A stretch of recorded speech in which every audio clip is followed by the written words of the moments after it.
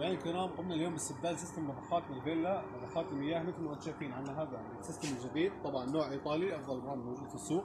هذا القديم، شوفوا المقارنه بالحجم تانك. ايضا عندنا المضخات اللي ركبوا اليوم 1.5 اتش بي. طبعا هذا الشيء بيزيد ضغط المي بالفيلا وبيحافظ على عمر المضخات وقت اطول.